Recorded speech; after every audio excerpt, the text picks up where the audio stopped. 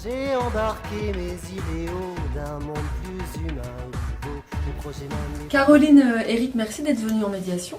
Avant qu'on démarre, je vous propose de vous rappeler les règles. La première règle de la médiation, c'est qu'on sera attentif, Nicolas et moi, à ce que vous ayez un temps de parole équivalent.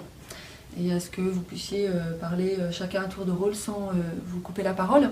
La deuxième règle importante, c'est que vous vous exprimiez chacun en votre nom propre, donc en parlant en je plutôt que de dire on. Enfin, on vous invite à garder la confidentialité des échanges. Et on se tiendra aussi à cette confidentialité, c'est-à-dire que ce qui se dit ici entre nous restera entre nous. Ça vous permet de vous exprimer en confiance, voilà, de dire des choses que vous ne diriez peut-être pas dans un autre contexte. Alors une autre règle, c'est notre impartialité qui est là pour vous aider aussi dans le déroulement. Cette impartialité devrait vous aider à résoudre la situation dans laquelle vous vous trouvez, trouver une ou plusieurs solutions. Nous, on va vous outiller pour ça, on va vous écouter, il va y avoir plusieurs phases. On vous aidera à chaque fois à reformuler aussi ce que dit l'autre, ou en tout cas ce que l'autre entend. Est-ce que vous avez des questions par rapport aux règles ou par rapport au déroulement? Non, pour moi c'est clair. Eric? Bon, j'ai pas de questions, sauf que pour le moment, je ne vois pas de problème, surtout. Alors, c'est justement pour ça qu'on est là. Alors, en tout cas, ça va faire partie des prérogatives de la médiation. De vous mettre d'accord sur un problème. Bien. Alors Caroline, je te propose donc de formuler les faits de ce qui s'est passé. Alors, moi je suis ici parce que j'étais chef de camp l'année dernière, stagiaire. Eric est venu visiter mon camp et suite à cette visite, il n'a pas validé mon stage pratique BAFD. Et il y a eu à mon avis un malentendu sur son évaluation sur mon camp. Et c'est pourquoi je trouve que ça serait utile d'en reparler aujourd'hui. D'accord. Donc Caroline, tu viens ici parce que la visite de camp qui était censée valider ton stage pratique ne s'est pas bien déroulée, a conduit à l'invalidation de ce stage pratique et tu aimerais pouvoir en reparler parce que tu n'es pas d'accord, tu penses qu'il y a eu un malentendu. Tu aimerais pouvoir t'en expliquer, c'est ça? C'est ça. Et d'accord.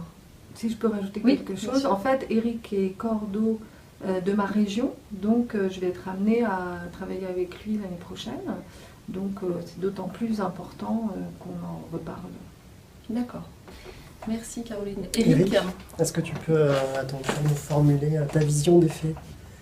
Alors, pour en rester aux faits, je suis arrivé sur le camp de Caroline en position de visiteur de camp, donc d'évaluateur.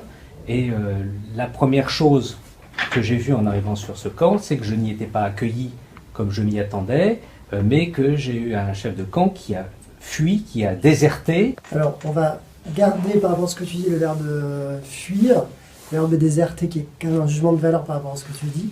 Donc, je reformule ce que j'ai compris. Tu arrives en tant que visiteur officiel dans ce camp, et quand tu arrives, la directrice stagiaire s'en va, quitte le camp. J'ai peut-être été trop fort tout à l'heure. Alors concrètement, qu'est-ce qui se passe?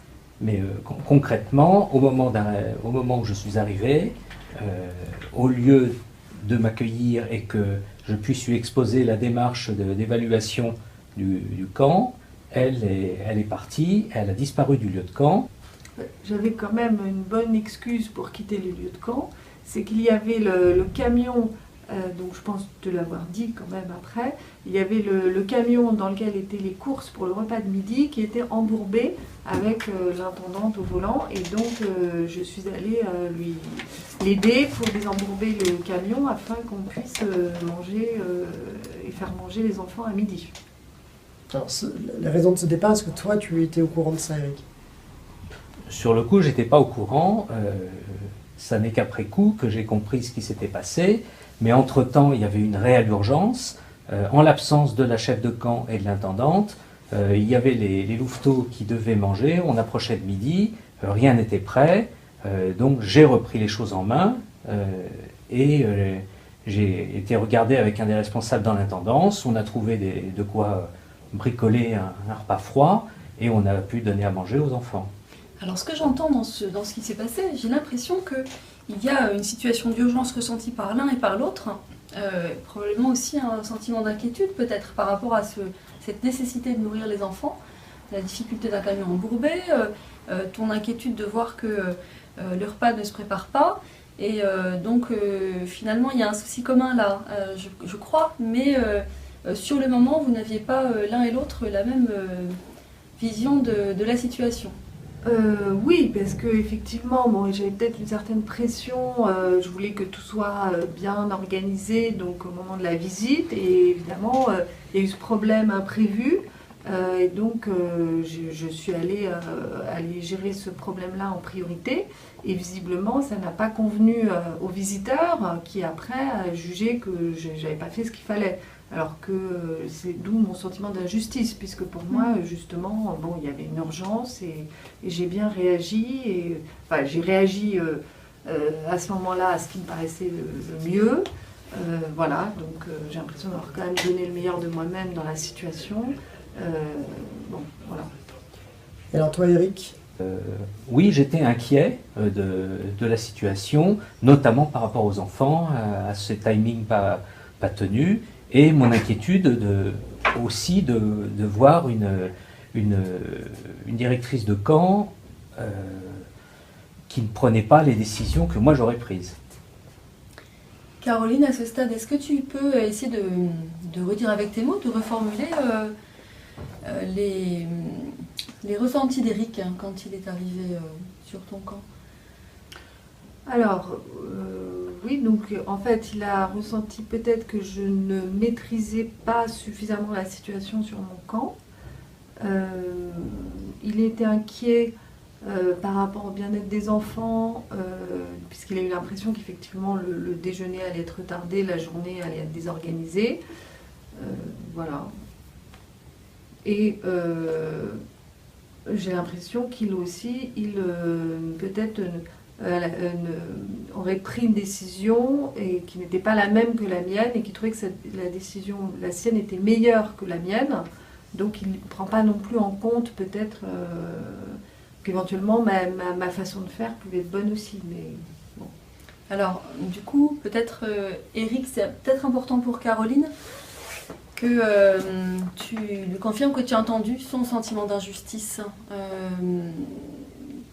Caroline parle aussi de l'inquiétude qu'elle a ressentie face à cette situation d'urgence sur le repas.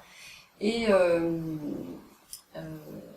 est-ce que tu as entendu ce souci qu'elle a eu, qui est commun à vous deux, mais son sentiment du coup d'avoir été jugée peut-être injustement? Je vois qu'on est parti de la même inquiétude et du même souci du bien-être des enfants, ce qui me soulage un petit peu par rapport à ce que je pensais jusqu'ici, mais qui n'ôte en rien ce que je pense de la gestion des priorités et du choix qui a été fait par Caroline. De quoi tu aurais eu besoin, Eric, pour te sentir davantage rassuré sur le fait que Caroline assumait sa fonction de chef de camp? La première chose, c'est... Mais je prends conscience maintenant que c'est peut-être une exigence que j'ai... La première chose que je pense que j'ai trouvé regrettable, mais aujourd'hui je suis prêt à en discuter encore, c'est que Caroline n'ait pas fait le choix que moi j'aurais fait. Alors pourquoi tu aurais fait un autre choix? Qu'est-ce qu'il y a derrière ce choix? Derrière le choix, c'est comme je mets la priorité sur l'heure du repas, il y avait suffisamment d'ingrédients pour faire le repas à midi, quitte à changer le menu du soir ou du lendemain pour intégrer les ingrédients du camion embourbé. Mais donc le choix que j'aurais fait et que j'ai imposé au camp, c'est de faire un repas froid et de décaler au début de l'après-midi, après le repas, la récupération du camion. Alors ce que je peux te proposer, Caroline, c'est de reformuler ce que tu as compris. Alors, je pense C'est qu'effectivement, ce qui était important pour Eric à ce moment-là. voilà, donc moi j'ai compris que, en fait, pour moi, j'ai compris que pour Eric, c'était effectivement primordial l'heure du repas par rapport aux besoins des enfants, alors que sur le moment, pour moi, ce qui était important, c'était de désembourber le camion avec les courses pour le repas. Donc, j'ai peut-être pas vu j'ai pas vu les mêmes priorités que lui à ce moment-là. Et alors toi, dans cette volonté de désembourber le camion, qu'est-ce que tu exprimes? Qu'est-ce que tu pourrais exprimer comme besoin? Pourquoi c'était prioritaire ce moment-là pour toi?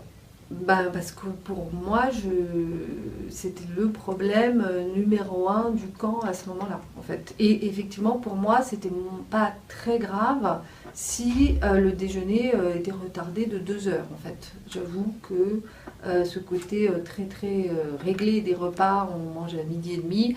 Moi, je m'étais dit, si on mange à 14 heures, on mange à 14 heures, quoi. Enfin, c'était pas vraiment ma préoccupation numéro 1. Je préférais procéder par étapes, désembourber le camion, décharger le camion, amener dans l'intendance, quitte à décaler l'horaire du repas. Ok. Eric et Caroline, est-ce qu'aujourd'hui, avec le recul, avec ce que vous avez pu vous dire et entendre, vous êtes d'accord pour considérer que les deux façons dont vous avez abordé cette situation sont légitimes finalement? Alors moi, je reconnais que la façon de gérer d'Eric est également valable et que j'aurais pu faire d'autres choix. Oui. Eric? Moi, j'entends parfaitement la légitimité, mais de toute façon, des deux solutions, il fallait lâcher sur quelque chose, que ce soit sur l'inversion des grilles de menu ou que ce soit sur l'horaire des repas. Dans tous les cas, il y a une rigidité qui doit lâcher. Ok, alors on pourrait revenir sur l'appréhension, il me semble que tu exprimais au début de la médiation à Caroline sur le fait que vous allez continuer à travailler ensemble. Quel besoin toi tu pourrais exprimer pour que le travail que vous allez faire cette année se passe au mieux? Effectivement, suite à quand même cette sanction, enfin cette invalidation de mon camp, j'ai quand même je souhaite quand même continuer mon engagement aux EUDF et refaire un camp l'année prochaine comme chef de camp. Donc j'aurais quand même besoin que Eric me manifeste de la confiance. Et alors Eric, toi, pour travailler correctement, tu aurais quel besoin? Je crois que mes besoins sont satisfaits. C'est-à-dire, je viens d'entendre une réponse que je n'avais pas eue lors de la visite de camp, probablement parce qu'il y avait une tension à l'époque, la fatigue de la gestion du camp Mais là, je viens d'entendre un mot qui m'a fait beaucoup plaisir, c'est le mot confiance. Je pense que si j'ai compris la logique de Caroline, j'ai compris son ouverture pour essayer de progresser, j'ai compris qu'elle était capable de me faire confiance, et moi je suis tout à fait prêt à lui faire confiance aussi, et même à l'épauler. Je suis prêt, Caroline, à t'accompagner dans ce complément de formation.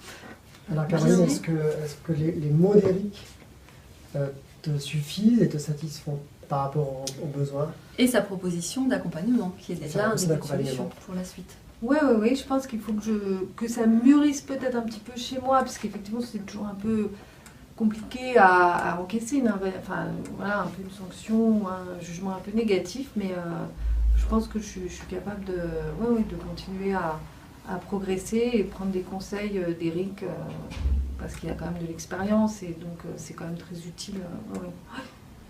Et si je peux me permettre de rajouter un petit élément, une invalidation est ponctuelle, c'est dans un cursus de formation, c'est jamais définitif, et si tu montres que tu continues de progresser, il y aura, et j'en suis maintenant persuadé, aucun problème pour une validation à la prochaine tentative.